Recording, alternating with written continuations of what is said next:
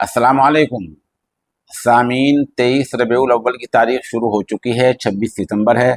खबर का उन्वान है जेपीसी की मीटिंग में हंगामा। ज्वाइंट पार्लियामेंट्री कमेटी की ये मीटिंग उरूसुल बलाद मुंबई में हुई है, जहां हंगामा हुआ है। हंगामा क्यों हुआ है? ज्वाइंट पार्लियामेंट्री कमेटी दरअसल बीजेपी ने तश्कील दी है। बीजेपी चालाकी ये करती है कि हर ऐसी मीटिंग में कुछ आरएसएस वाले उन मुसलमानों को बुला लेती है जो राष्ट्रीय मंच से जुड़े हुए हैं। वो आते हैं और वक्फ बिल की हिमायत में बोलना शुरू कर देते हैं। दलील उनके पास कुछ नहीं होती। उनमें कुछ जो बपोश सज्जादा नशीन हैं, कुछ दानिश्वर लोग हैं, कुछ रिटायर्ड अफसरान हैं। यही वहाँ भी हुआ था कि गुलशन फाउंडेशन के नाम से एक तंजीम है, उन लोगों ने आकर बिल की हिमायत करनी शुरू की, तो अपोजिशन पार्टियों के लोगों ने उनको रोका। इस पर हंगामा हुआ। यकबारगी अपोजिशन ने वॉकआउट किया, फिर वापस आ गए और आकर वार्निंग दी कि अगर इस मर्तबा ऐसा करा दिया तो इस मीटिंग का पूरी तरह बायकाट कर दिया जाएगा। बहरहाल बातचीत हुई है, लेकिन बातचीत किस नतीजे पर पहुंची अब तक फैसला कुन बात खबर से एजेंसी पर नहीं आई है। अलबत्ता जो मीडिया है बीजेपी का, उसने क्या कहा है? मीडिया ये 3 जुमले हमेशा कहता है कि मरकजी सरकार जो बिल लाई है उसके वक्फ के इंतजाम में मदद मिलेगी। वक्फ की जो जायदाद हैं उनको यकजा करने में, इकट्ठा करने में, उनका ब्यौरा, उनकी जानकारी, उनका डेटा इकट्ठा करने में इससे बड़ी मदद मिल जाएगी और वक्फ तरक्की पर आ जाएगा। ये 3 जुमले कहता है, लेकिन जो नुकसान होगा उसको नहीं बताता। नुकसान ये होगा, मरकजी सरकार ये कहती है कि अगर किसी ज़मीन के बारे में कोई झगड़ा होगा कि वक्फ की है या नहीं है, तो ये इख्तियार ज़मीन की हैसियत तय करने का डीएम को मिल जाएगा। जो ज़िला कलेक्टर होता है उसको इख्तियार मिल जाएगा। आप सब जानते हैं, कोई भी डीएम वजीर आला के दफ्तर से फ़ोन आने पर खिलाफ लिखना तो बहुत दूर की बात है, मुंह भी नहीं, होठ भी नहीं हिला सकता है। अगर किसी ज़मीन के बारे में वजीर आला के दफ्तर से फ़ोन आ जाए डीएम के यहाँ, तो डीएम की हिम्मत नहीं कि वो कुछ लिख दे, कुछ बोल दे। वही कहेगा जो ऊपर से उसके लिए डोर हिलाई जाएगी। तो एक तरह से वक्फ ज़मीन को बर्बाद करने के लिए, उसकी हैसियत तय करने के डीएम को इख्तियार दिए जा रहे हैं। एक तो बिल में ये, इसको नहीं बताएंगे, इसको कभी नहीं बोलते, इसको गोल कर जाते हैं। दूसरा बिल ये कहता है, जो नया बिल है, कि वक्फ बोर्ड का सीईओ, चीफ एग्जीक्यूटिव ऑफिसर, मुख्य कार्यकारी अधिकारी, वो मुस्लिम की तरह हिंदू भी हो सकता है। ये बहुत चालाकी भरा आदेश है। वजह इसकी ये है कि वक्फ बोर्ड में जो सीईओ का, चीफ एग्जीक्यूटिव ऑफिसर, मुख्य कार्यकारी अधिकारी का ओहदा होता है, तमाम बिल, चेक, वक्फ बोर्ड का हर काम, लीज, किराएदारी, पट्टा, हर काम उसी के दस्तखत से होता है। जब वो गैर मुस्लिम होगा तो जमीन किस तरह बर्बाद होगी उसका आप अंदाजा नहीं लगा सकते हैं।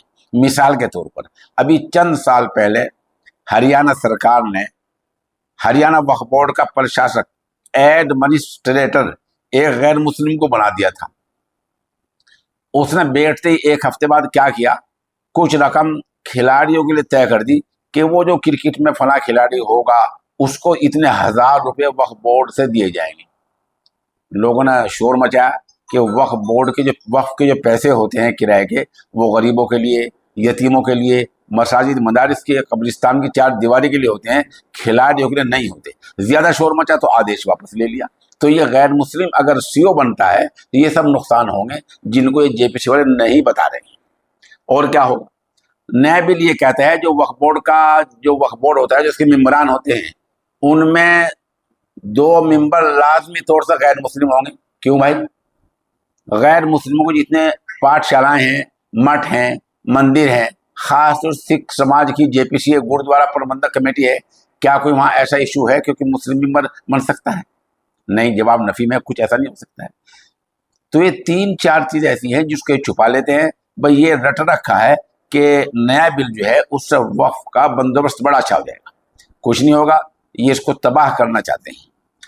इसका हल एक तो वो है जो जेपीसी बनाई है, और जेपीसी में लोगों को ज्यादा अपनी राय रख रहे हैं, जैसा कि मुस्लिम पर्सनल बोर्ड ने किया है।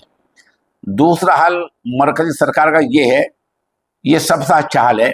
इससे अच्छा कोई हल नहीं है। मरकजी सरकार के हर बिल का हल ये है कि आप इसको वोट की चोट पहुंचाओ। अभी हरियाणा में इलेक्शन 5 अक्टूबर को होने में है। बीजेपी का जितना बायकाट किया जाए उतना इसका बायकाट करना चाहिए। अभी जम्मू कश्मीर में 2 मरहले हो चुके हैं, एक मरहला और है, वहां हरा जाए। उसके बाद महाराष्ट्र में इलेक्शन होने वाले, वहां हरा जाए। तो जितने आप बीजेपी का वोट से बायकाट करेंगे उतना ही बीजेपी वक्फ बिल के बारे में चुप रहेगी, और जितना आप इसको वोट देंगे या आप अपना वोट तकसीम करेंगे उतने बीजेपी एक वक्फ बिल नहीं बल्कि इस तरह 100 बिल आपके सामने लाकर पेश कर देंगे। ये भी एक झांसा है। ज्वाइंट पार्लियामेंट्री के बारे में अगर कोई रिपोर्ट जाती है, ये इख्तियार होता है सरकार को कि उस रिपोर्ट को पार्लियामेंट में पेश करे या ना करे, ये भी एक इख्तियार होता है। दूसरे के जो हमारी मिल्ली तंजीमें हैं उनमें All India Muslim Personal Board, Jamaat Ulama Hind, माशाल्लाह इन दोनों ने इस बारे में नुमाया खिदमत अंजाम दी हैं और कारहाय नुमाया अंजाम दिए हैं और बड़ी मेहनत की है। इन हजरात से मुअद्दबन दरख्वास्त ये है कि जो मरकजी सरकार ने नया बिल पेश किया है उस बिल में हमारी मालूमात के मुताबिक 40 या 44 तरमीमात हैं, यानी जो पिछला कानून है उसके हिसाब से 40 या 44 तब्दीलियां हैं जो ये करने जा रहे हैं। बराए मेहरबानी आप लोग वकला से सलाह मशवरे के बाद उन 44 तब्दीलियों को आवाम के सामने लाएं ताकि आम आदमी, आम मुसलमान जान सके कि इन तब्दीलियों में क्या क्या चीज़ें हैं। आखिर में ये कि वक्फ खालिस मुसलमानों का मसला है, अहले इस्लाम का मसला है, वक्फ करने वाले मुसलमान हैं। वक्फनामे में लिखा हुआ होता है कि हमारी आमदनी मस्जिद, मदरसा, कब्रिस्तान की 4 दीवारी उन पर खर्च किया जाए, तो आखिर इसमें गैर मुस्लिम आकर क्या करेंगे? बस।